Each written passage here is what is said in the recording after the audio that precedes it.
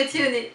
Aujourd'hui, nous allons nous lancer dans un petit tuto. Voilà, les beaux jours arrivent, on va faire de belles fêtes. Et là, c'est l'occasion, nous allons faire une piñata. Sympa, non? Alors, il en existe dans différentes formes.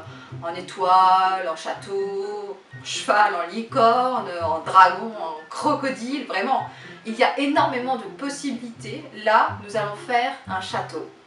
Royal, non?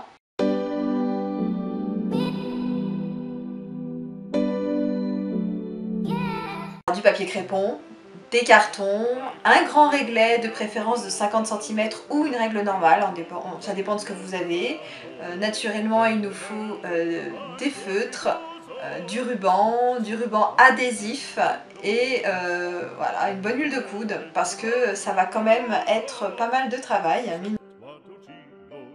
Nous allons faire un petit schéma qui ne sera pas vraiment ce que ça donnera au rendu final, mais c'est pas le plus important, c'est surtout pour ne pas se perdre en faisant nos morceaux de carton. Donc elle fera en largeur 50 cm, en épaisseur 15 cm et en hauteur 30 cm au plus haut, 20 cm sur la partie centrale.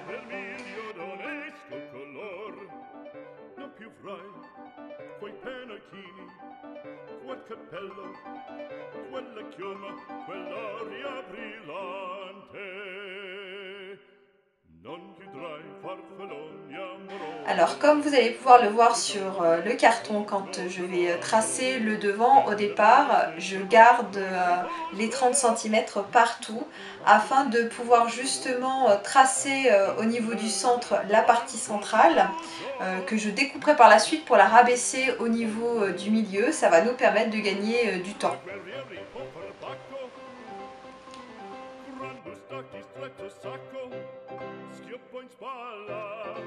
A fianco, collo dritto, muso franco, un gran casco, un gran turbante, molto onor, poco cantante, poco cantante, poco cantante. Ed invece del fandango, una marcia per il fango, per montagni, per valloni, con le nevi e salioni, al concerto di tromboni, di bombarde e di cannoni, che le porre tutti i tuoni all'orecchio fan fischiar. Non più frai quei pennacchini, non più frai quel cappello, non più frai. Pour notre piñata, donc une fois que tous les morceaux sont tracés, on passe à la découpe. Alors sachez qu'il vous faut quand même une bonne paire de ciseaux si le carton est épais, parce qu'il va être extrêmement difficile à couper. Et sinon vous pouvez, alors ça c'est uniquement si vous êtes adulte naturellement, ce sont des enfants qui font une piñata. Je vous rappelle que l'utilisation d'un cutter ne se fait pas sans l'aide d'un adulte. Vous ne touchez pas à un cutter ou à autre chose qu'une paire de ciseaux prévue pour un enfant, parce que vous risquez de vous blesser. C'est tout de même un outil dangereux. Utilisez toujours, quoi qu'il arrive, une planche de découpe. Là vous voyez, la mienne est en dessous, et vous découpez. Alors il vous faudra plusieurs passages, et surtout bien du réglet, parce que votre cutter pourrait bouger, vous pourriez bousiller votre piñata à un coup de cutter, ce serait vraiment dommage. Alors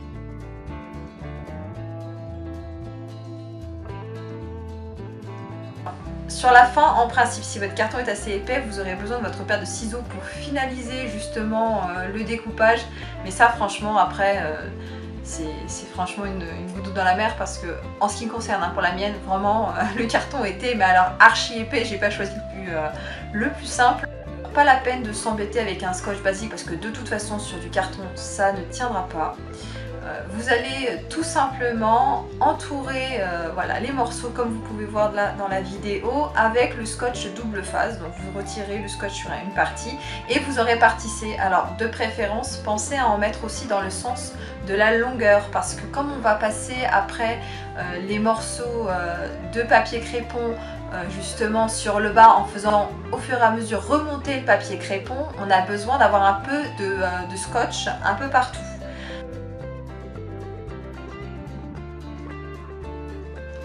Alors comme vous pouvez voir, je fais un petit trou au niveau du centre sur le haut de ma piñata. afin de glisser un ruban. Après je retourne la piñata justement pour pouvoir faire pas mal de nœuds. Alors surtout n'hésitez pas sur le nombre de nœuds parce que le but c'est quand même qu'elle reste solide pendant qu'elle est suspendue avec les bonbons dedans. Il ne faudrait pas qu'elle tombe sur la tête des gens.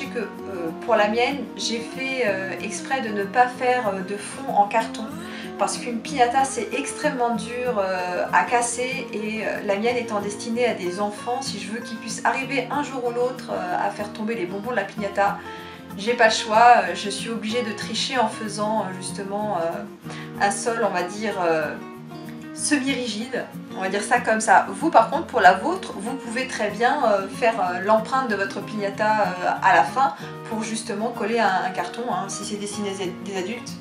Si c'est destiné, je vais y arriver. Si votre piñata est destinée à des adultes, il n'y a pas de raison que vous alliez vous priver du plaisir de les faire souffrir un peu.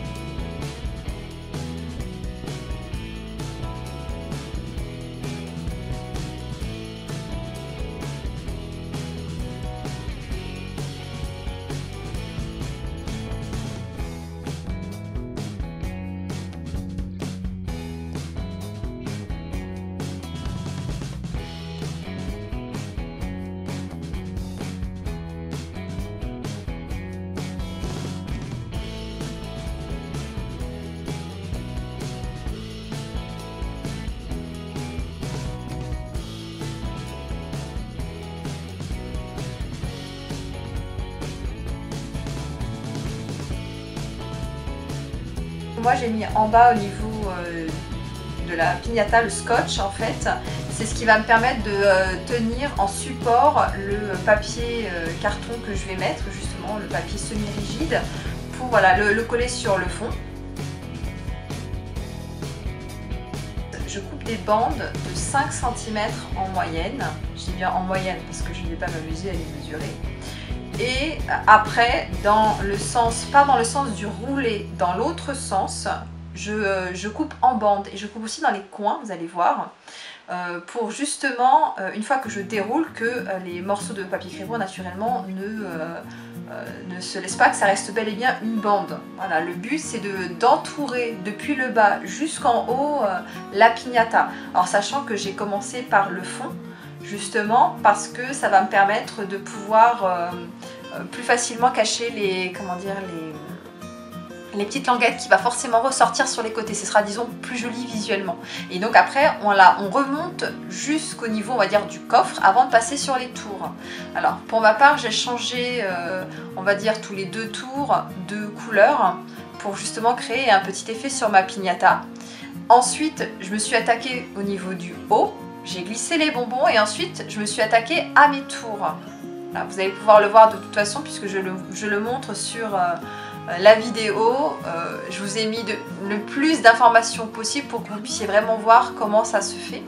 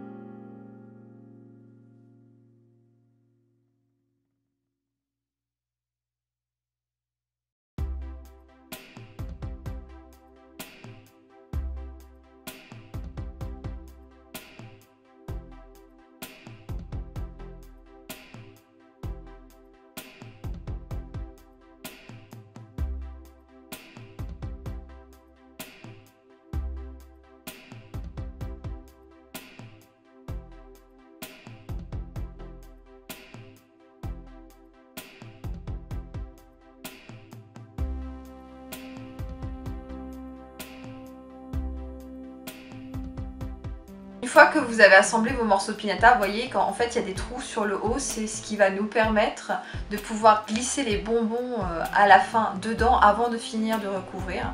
Alors généralement on laisse toujours un espace comme ça qu'on recouvre, c'est beaucoup plus évident, ou alors une autre personne rajoute après un morceau de carton, mais moi pour faire plus simple, je vais simplement recouvrir après les morceaux.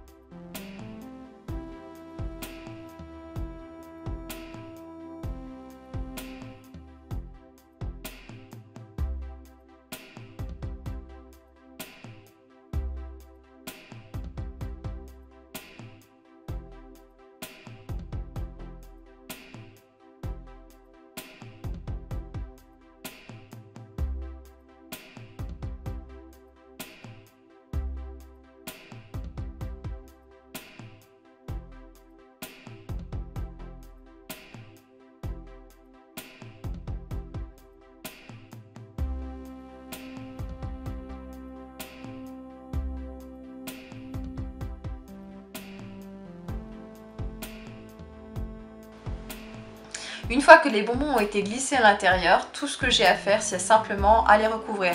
Alors pour ma part, comme j'avais plus de scotch adhésif double face, mais qui m'en restait en tout petits morceaux, en fait, ce sont des mini morceaux qui servent généralement pour la carterie.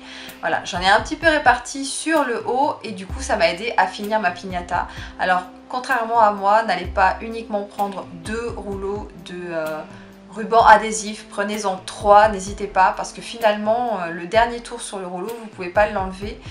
Vous allez vous retrouver comme moi avec en fait un manque de scotch.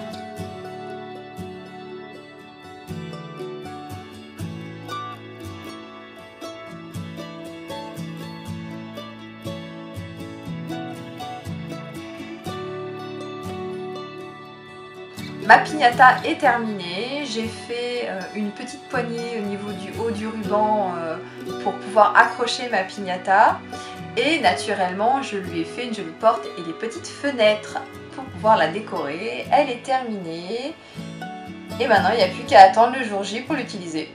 Sympa, non?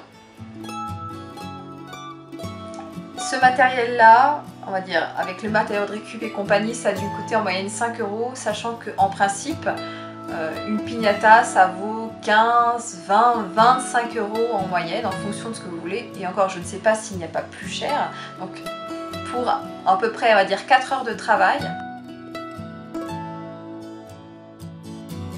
moi je trouve que ça vaut le coup. Ça m'a pas coûté grand chose en comparaison de ce que ça aurait pu me coûter en magasin. Donnez-moi le sourire, abonnez-vous.